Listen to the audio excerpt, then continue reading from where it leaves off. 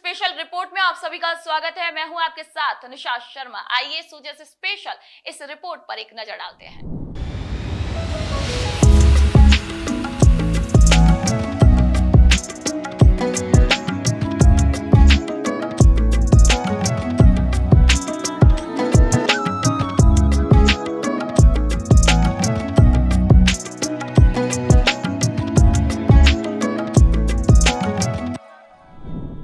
फतेह सागर झील के पश्चिमी किनारे पर स्थित ये प्राचीन मंदिर न केवल उदयपुर की धार्मिक पहचान है, बल्कि प्रदेश की सांस्कृतिक विरासत का भी एक अमूल्य रत्न है। लगभग 900 वर्षों पुराना ये शिव मंदिर अपनी चमत्कारी मान्यताओं और स्वयंभू स्वरूप के कारण श्रद्धालुओं की आस्था का केंद्र बना हुआ है। स्थानीय जनता और भक्तों का विश्वास है कि यहाँ भगवान शिव की दिव्य उपस्थिति आज भी अनुभव की जा सकती है। मंदिर की देखरेख कर रहे ट्रस्ट के प्रवक्ता रमेश चंद्र राजपूत के अनुसार ये मंदिर एक लिंगजी मंदिर के समकालीन है और इसकी ऐतिहासिक महत्वता भी उतनी ही गहन है। मुख्यमंत्री श्री भजनलाल शर्मा के नेतृत्व में राज्य सरकार ने धार्मिक और सांस्कृतिक स्थलों के संरक्षण को प्राथमिकता दी है।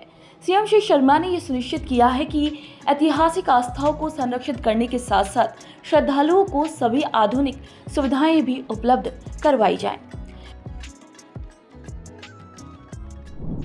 और यह जो मंदिर है महाकाल का मंदिर, ये बहुत पुराना मंदिर है। ये 900 साल पुराना मंदिर है। यहाँ पर स्वयंभू की स्थापना है, वही है जो 900 साल पुरानी थी। और ये यहाँ पर हमारे पास में गौशाला है, गार्डन है, और ये शेर के परकोटे से बाहर बना हुआ है। और ये बहुत लंबे चौड़े वर्ग फीट में फैला हुआ है। और जो ये है महाकाल मंदिर जो उज्जैन है, उसी की तर्ज पे बना हुआ है। और इसमें जो गणना होती है, अपनी सौर ऊर्जा की गणना जो फतेह सागर झील में होती है, वो पहले यहाँ पर होती थी। और उसी कारण ये, और यहाँ सभी की आस्था का केंद्र बना हुआ है। सभी लोग यहाँ आते हैं। अभी श्रावण मास का महीना चल रहा है।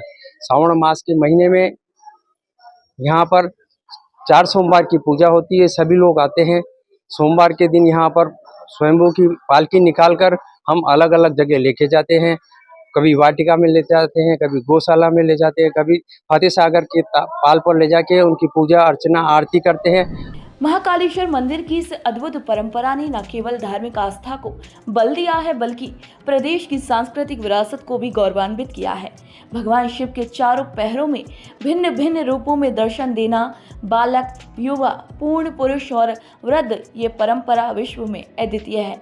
हर दर्शन एक नई ऊर्जा और आत्मिक शांति लेकर आता है, जिससे लाखों श्रद्धालु भाव विभोर हो उठते हैं। मुख्यमंत्री श्री भजनलाल शर्मा के नेतृत्व में राजस्थान सरकार ने इस धार्मिक आस्था और संस्कृति को संरक्षित रखने की दिशा में विशेष प्रयास किए हैं।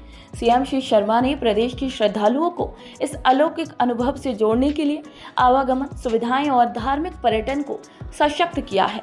सीएम श्री शर्मा ने मंदिर परिसरों के विकास और धर्म पर्यटन को बढ़ावा देने के लिए समर्पित योजनाओं की घोषणा कर स्पष्ट कर दिया कि उनकी सरकार आस्था के साथ साथ संस्कृति और विरासत की रक्षा के लिए भी प्रतिबद्ध है। मैं कम से कम 50 साल से यहाँ महाकालेश्वर मंदिर का दर्शन करने आ रहा हूँ। यहाँ पे सेवा भी करी मैंने महाकालेश्वर मंदिर की, और जो भी महाकाल मंदिर से हमने महादेव जी से जो इच्छा पूर्ण की है, वो सब भगवान ने महादेव जी इच्छा पूरी करी है क्या। और ये भी चाहते हैं आने वाले सभी भक्तों की भगवान इच्छा पूरी कर रहे हैं और करते रहेंगे। तो ये तो स्वयंभू है, अपने आप प्रकट हुए हैं। छोटा सा मंदिर था पहले क्या, और आने में भी तकलीफ पड़ती थी, झाड़ियाँ थी, कटीली झाड़ियाँ थी, छोटा सा एक कमरा था।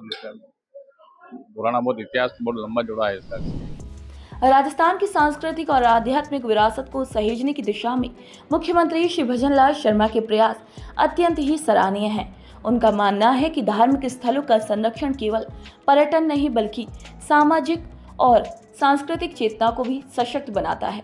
इसी सोच के तहत राज्य सरकार ने इस प्राचीन मंदिर परिसर में उनके विकास कार्यों की शुरुआत की है। मंदिर ट्रस्ट के अनुसार ये स्थल प्राचीन काल में काल गणना केंद्र था, जैसा कि उज्जैन का महाकाल मंदिर रहा है। अब नवग्रह मंडल की स्थापना इसे ज्योतिषीय दृष्टि से और भी समृद्ध बनाएगी। सावन और महाशिवरात्रि जैसे पर्वों पर यहाँ हजारों श्रद्धालु रुद्राभिषेक और विशेष आरतियों में भाग लेते हैं, जिससे पूरे क्षेत्र में एक दिव्य वातावरण बनता है।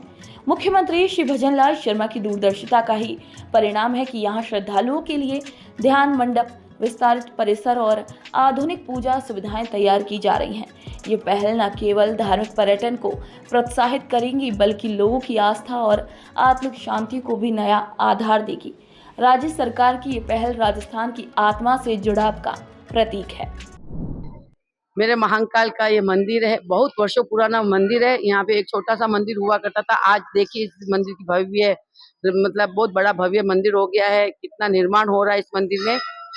और इस मंदिर में जो भी भक्त आते हैं वो अपने कभी खाली हाथ नहीं जाते हैं। कुछ यहाँ से लेके जो मनोकामना मेरे महादेव से करते, मेरे महाकाल से करते, वो मेरे महाकाल उनकी सब मनोकामना पूर्ण करते हैं।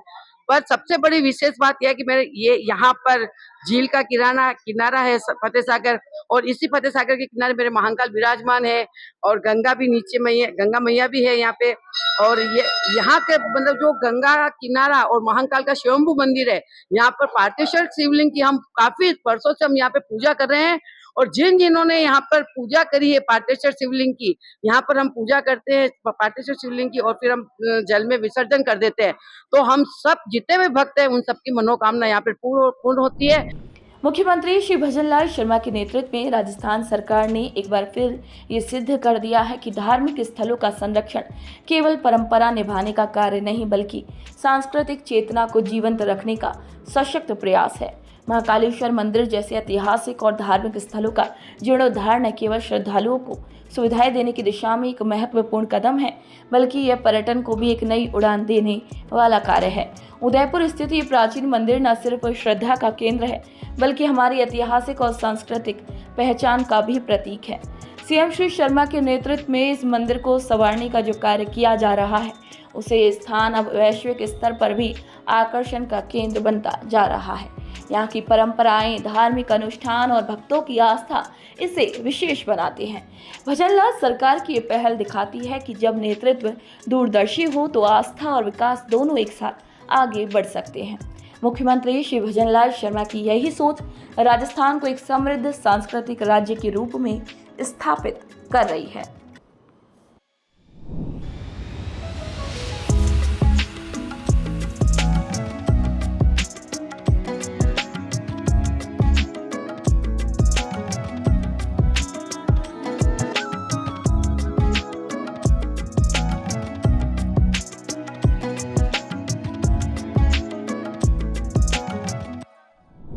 दोस्तों, जैसे स्पेशल रिपोर्ट में आज के लिए इतना ही। फिर आप सभी से मुलाकात होगी नई खबर, नई जानकारियों के साथ। तब तक के लिए नमस्कार।